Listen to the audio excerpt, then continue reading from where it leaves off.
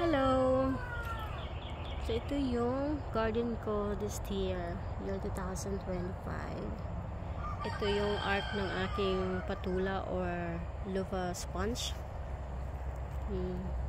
So, ang bilis nilang nag-spread ng mga vines nila, guys. Tsaka, meron na dito nag-start na bunga. Yan. So, hopefully this year maganda yung bunga ng mga patula. So medyo madami-dami na. Mabot na doon, guys. Pansin nyo. Ayan dito. Ganda, no? Kung magugulay pa to, ginulay ko na to. Yung mga vines nila. Kakatawa. So parang happy naman sila. So hopefully maganda tong tanim ko this year. Pero first time ko gumawa nito, guys. Kasi lang hindi pa siya fix ng maayos. Ayan kung pansin nyo dun sa una, hindi pa level. Tapos dito, ang dami niya Lagay natin yan dyan. Nakakatuwa lang. Tapos pansin nyo, may mga ano pa dito. Kasi nga, going pa rin yung gawa ako dito. Tapos nilagyan ko na lang din dito, guys, ng mga fence para pag nakalabas yung manok hindi nila ididig yan. So far okay naman. May bulak na rin kakatuwa. Ayos. So tapos ito naman yung nilipat ko this morning lang, guys, kasi nga masama yung parang uulan. So hinabol ko to. Ayan, so kung pansin nyo, wala pang mga kasi kakalipat ko lang. Taragdagan ko pa yan hanggang doon. Kasi gusto ko nga dito lahat patula. Ayan. Tapos dito naman, guys, naka-separate. May bunga na rin. Hindi ko sure, guys, kung cantaloupe ba to or watermelon. Pero pansin nyo, guys, meron na Ayan, tapos kanina nagkamali ako, guys. Pinapat ko yung female at saka male, natanggal ko. Ayan nakalbo tuloy siya.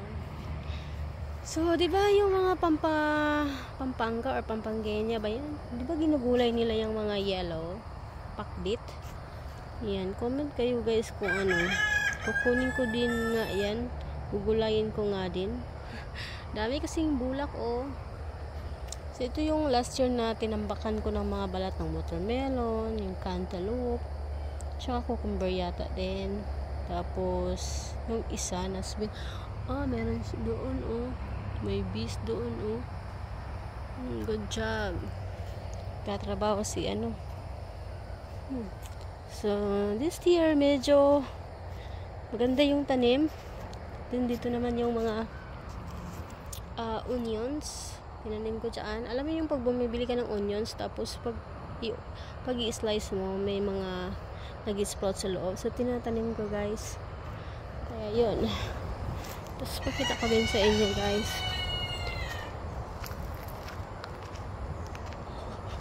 Medyo pangit yung panahon ngayon. Kaya, maraming ulan yata this week. So maganda, guys, para mainam sa mga halaman, kasi iba pa rin yung tubig tsaka yung ulan na tubig, healthy pa rin yun. So far healthy sila. Tas dito, guys, dami naman ng damo.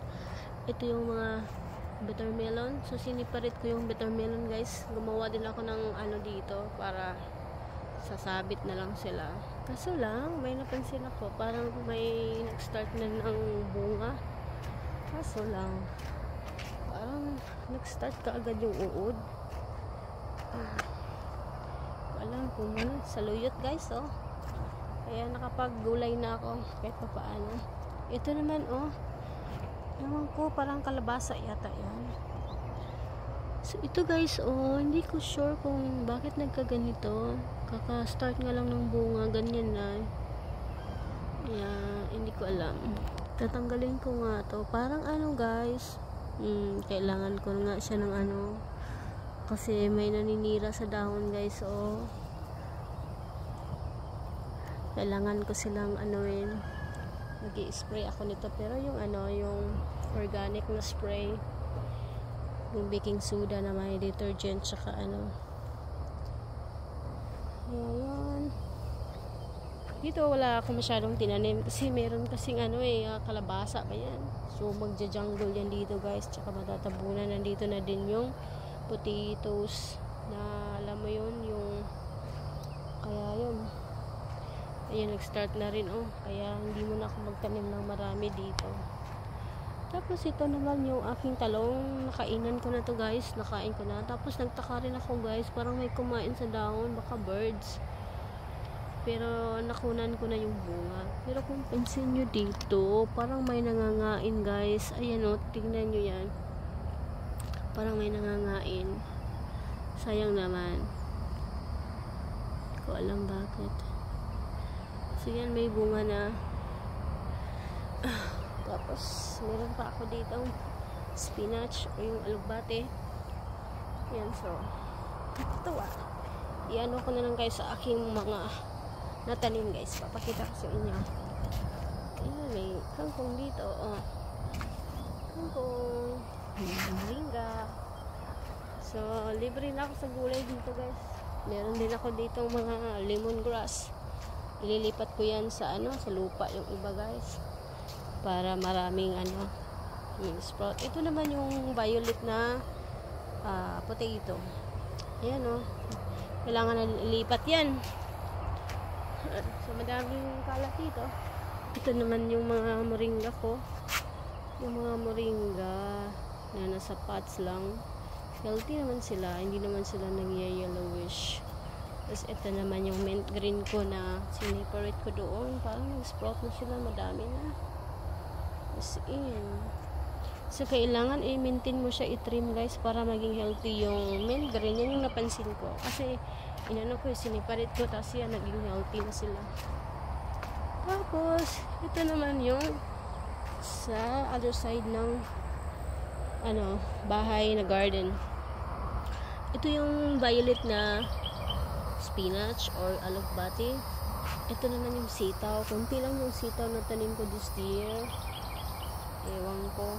Pero ayos lang. Hindi na ako masyadong nakain yan. Tapos may mga pa ako. May mga nasa pots pa ako. Yung mga tomatoes na hindi na kayang ilagay doon. Ayan yung mga talong yan guys.